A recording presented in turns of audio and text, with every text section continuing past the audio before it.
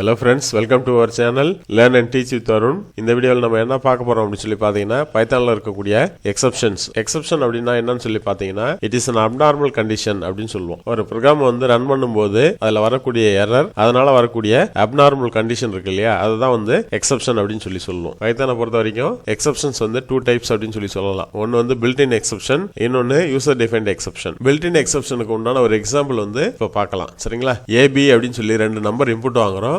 A division B calculate பண்ணி அந்த ரிசல்ட்டை வந்து டிஸ்பிளே பண்ணுறோம். சரிங்களா? ஸோ இதை ரன் பண்ணிப்போம். ஏவோட வேல்யூ கொடுக்கணும் 10 அப்படின்னு சொல்லி கொடுக்குறேன். பியோட வேல்யூ வந்து 2 அப்படின்னு சொல்லி கொடுக்குறேன். நமக்கு என்ன ரிசல்ட் வந்திருக்கு பாருங்க, A division B is equal to 5.0 அப்படின்னு சொல்லி வந்திருக்கு. நான் திரும்ப ரன் பண்ணி ஏவோட வேல்யூ வந்து 10, பியோட வேல்யூ 0 கொடுக்குறேன்னு வச்சுப்போம்.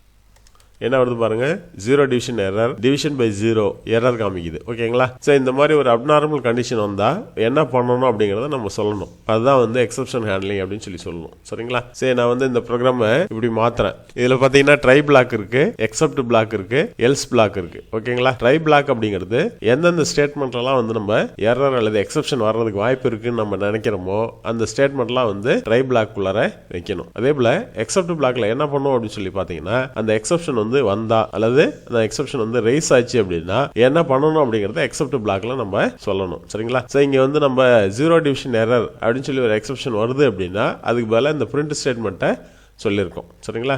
0 டிவிஷன் எரர் அப்படிங்கிற எக்ஸெப்ஷன் வந்துச்சு அப்படின்னா 0 டிவைட் எரர் அப்படின்னு சொல்லி ஒரு மெசேஜை மட்டும் பிரிண்ட் பண்ணுங்க அப்படின்னு சொல்லி சொல்லியிருக்கோம். சரிங்களா?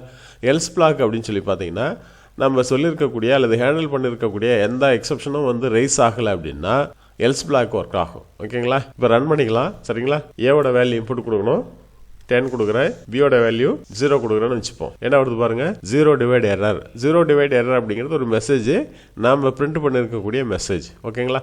ஸோ முன்னாடி ரன் பண்ணும்போது என்ன வந்தது, 0 டிவிஷன் எரர் அப்படின்னு சொல்லி ஒரு எரர் மாதிரி காமிச்சது. ஓகேங்களா? ஸோ இந்த மாதிரி ஒரு அப்நார்மல் கண்டிஷன் வந்துச்சு அப்படின்னா அதை எக்ஸெப்ஷன் சொல்லுவோம். அந்த எக்ஸெப்ஷனை வந்து நம்ம எப்படி ஹேண்டில் பண்ணியிருக்கோம், இங்கே வந்து ஜஸ்ட் ஒரு மெசேஜ் மட்டும் பிரிண்ட் பண்ணியிருக்கோம். சரிங்களா? ஸோ இந்த எரர் இருக்கு இல்லையா, எக்ஸெப்ஷன் இருக்கு இல்லையா, 0 டிவிஷன் எரர், இது வந்து பார்த்தீங்கன்னா ப்ரீடிஃபைன்ட் எக்ஸெப்ஷன் அப்படின்னு சொல்லி சொல்லுவோம். சரிங்களா?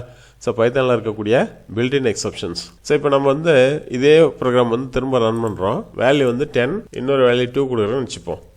ரிசல்ட் நமக்கு என்ன வருது, A division B is equal to 5.0 அப்படின்னு சொல்லி வருது. அதுக்கப்புறம் என்ன வந்திருக்கு பாருங்க, ப்ரோக்ராம் கம்ப்ளீட்டட் சக்சஸ்ஃபுல்லி அப்படின்னு சொல்லி வந்திருக்கு. ஸோ எந்த எக்ஸெப்ஷனுமே நமக்கு ரைஸ் ஆகலை அப்படின்னா எல்ஸ் பார்ட் ஒர்க் ஆயிருக்கு. ஓகேங்களா? ஸோ அதுதான் வந்து எல்ஸ் பிளாக்கோடைய யூசேஜ். எல்ஸ் பிளாக் அப்படிங்கிறது ஆப்ஷனல் தான். சரிங்களா? தேவைப்பட்டால் நம்ம யூஸ் பண்ணிக்கலாம், இல்லைன்னா விட்டுறலாம். ஓகேங்களா? ஸோ இதுதான் வந்து பில்ட்-இன் எக்ஸெப்ஷனுக்கு உண்டான ஒரு சின்ன எக்ஸாம்பிள். ஓகேங்களா? தேங்க்ஸ் ஃபார் வாட்சிங்.